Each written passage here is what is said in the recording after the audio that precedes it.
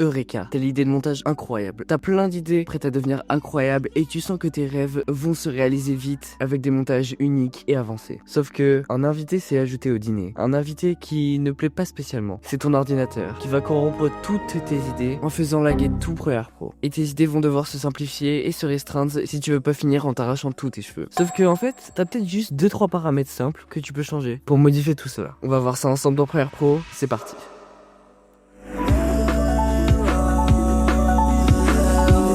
On va utiliser pour ce tutoriel un rush sans montage d'un short de l'ONLV que tu peux trouver en description pour t'entraîner. Ce rush est disponible dans un pack de plus de 8 heures de rush avec tous tes youtubeurs préférés. Amixem, Mastu, Rafale et plein d'autres dans plein de catégories. Et ça tombe bien parce que ce pack vient d'être mis à jour. J'ai rajouté plus de 5 heures de vidéos grosse production parfaite pour t'entraîner à montage et te développer un portfolio afin de trouver des clients qui sont de grands youtubeurs et qui payent bien. Ces 5 heures de rush de grosse production seront disponibles à partir de ton 3e mois en guise de remerciement pour ta fidélité. Si je commence à ajouter plus d'effets, ça va commencer à bugger. Pour modifier ça, sache que dans ton ordi en général, il y a la RAM, le processeur et la carte graphique. La RAM, on en a en général 16 Go. Ça peut être plus, comme ça peut être moins. Sauf que tu peux modifier quel pourcentage de cette RAM est dédié au logiciel de la suite Adobe. Pour faire ça, va dans Édition, Préférences et Mémoire. Tu peux ajuster ce que tu laisses en RAM aux applications extérieures. Personnellement, moi je mets le minimum, quitte à ce que les autres applications bug, parce que je veux pas que ce soit le cas de Premiere Pro, parce que je veux que le logiciel aille super vite.